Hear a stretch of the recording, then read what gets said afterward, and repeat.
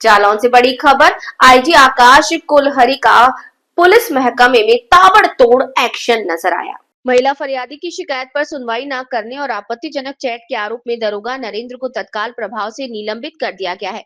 वहीं एसपी कार्यालय में तैनात वरिष्ठ लिपिक फूल चंद्र को भी कार्य में लापरवाही के चलते निलंबन की कार्यवाही का सामना करना पड़ा। आईजी के निरीक्षण के दौरान उरई कोतवाली की कार्यप्रणाली भी सवालों के घेरे में रही, जहां निरीक्षण में थाने को 10 में से मात्र 3 अंक ही मिल सके। आईजी की सख्त कार्यवाही से पुलिस विभाग में हड़कंप मच गया और साफ संदेश दिया गया कि लापरवाही और अनुशासनहीनता किसी भी स्तर पर बर्दाश्त नहीं की जाएगी। किया गया था, ये वार्षिक निरीक्षण की श्रेणी में आता है। इसी के तहत में पूरे परिसर में घूम करके साफ सफाई की व्यवस्था देखी गई थी, जो कि निम्न कोटि की पाई गई है। मतलब साफ सफाई इतनी अच्छी नहीं है, वाहन और माल मुकदमादी काफी बड़ी तादाद में पड़े हुए। तो एसएचओ और सीओ को बताया गया है कि उसको जो है क्लीन करवाएं थोड़ा सा, और श्रमदान करके और उसको परिसर की साफ सफाई देखें। उसके अलावा जो है यहाँ पे मैंने आकर के मिशन शक्ति केंद्र को देखा था, और उसके अलावा जो है अन्य जो यूनिट्स यहाँ पे है रजिस्टर्स का रख रखाव किस प्रकार से, उनको भी देखा गया। उसके बाद में यहाँ पे थोड़ी पब्लिक ज़्यादा आ गई थी, तो जन सुनवाई की गई है, उसकी अलग अलग थानों से आई थी। उसी के तहत में एक इन्वेस्टिगेशन के अंदर कोई एक दरोगा जो है जो वादिनी है उसके साथ में व्हाट्सएप के थ्रू बदतमीजी कर रहा था, और उसके अलावा उसके इन्वेस्टिगेशन में भी शायद कुछ आरोप लगाया था महिला ने पैसे के लेन देन का। तो नरेंद्र नाम का दरोगा है, उसको तत्काल प्रभाव से निलंबित कर दिया गया है, और महिला की जो इन्वेस्टिगेशन है उस पर फर्दर इन्वेस्टिगेशन का ऑर्डर कर दिया गया है। महिला उसमें एक रिकॉर्डिंग बता रही है अपनी, और उसकी विवेचना जो है महिला थाना पे ट्रांसफर कर दी गई है। हाँ, बड़े बाबू को निलंबित किया गया है, क्योंकि इंडेक्स पत्रावली में से जब हमने देखा था तो कई चीज़ों पे उन्होंने इंडेक्स प्रॉपर मेंटेन नहीं किया हुआ था, उसमें कई प्रविष्टियां गायब थी। उसके अलावा जब कई फाइल्स जो है 1991, 1992, 1997 की फाइल्स जो है उसमें शो हो रही थी उस इंडेक्स के अंदर, और जब उनसे फिजिकली मांगा गया उन फाइलों को कि ये फाइलें ला करके पुटअप करें, तो उनके द्वारा बताया गया कि फाइलें उनके पास में नहीं है। तो उनकी कस्टडी से जो है वो फाइलें नहीं थी, तो उसी पे जो है उनको सस्पेंड करके इस पूरे प्रकरण में प्रारंभिक जांच ऑर्डर कर दिया।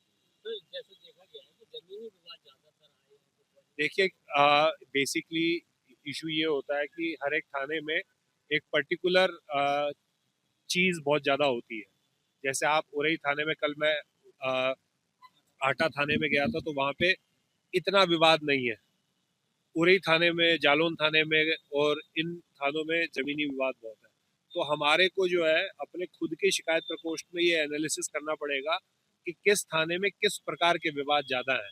अगर यहाँ पे सपोज करिए किसी जगह पे पारिवारिक विवाद ज्यादा है, हस्बैंड वाइफ विवाद ज्यादा है, तो वहाँ पे उस थाने में बहुत अच्छा परिवार परामर्श केंद्र होना बहुत जरूरी है। और यदि किसी थाने में जमीनों को विवाद है, तो वहाँ पे थाना दिवस बाकी थानों के कंपैरिजन में बहुत रोबस्ट और बहुत अच्छा होना चाहिए। और अगर बहुत ज्यादा विवाद है तो क्यूआरटीज भी फॉर्म होनी चाहिए, जॉइंट टीम जिसे हम बोलते हैं, क्विक रिएक्शन टीम, कि उसको कम से कम ये इंतजार ना करना पड़े कि अब अगला थाना दिवस कब आएगा या अगला तहसील दिवस कब आएगा, तब जाकर के उसका निस्तारण होगा। तुरंत क्यूआरटीज राजस्व की बने, और इसमें पुलिस की भी रहे, तुरंत मौके पे जाए और जाकर के विदिन 24 आवर उसका निस्तारण करें। तो इसी संभावना पे, क्यूआरटीज की संभावना पे, जॉइंट टीम्स की संभावना पे एसपी को बताया गया है, एसपी और डीएम को, कि ये इस पे थोड़ा विचार कर ले, और इस तरह का कोई मॉडल, क्यूआरटी मॉडल्स निकाल सके, तो इससे जिसे बोलते हैं जस्टिस तो होगा, पर इंस्टेंटली होगा, मतलब जस्टिस डिनाइड टाइप वाली सिचुएशन ना हो। फीडबैक था यहाँ पे।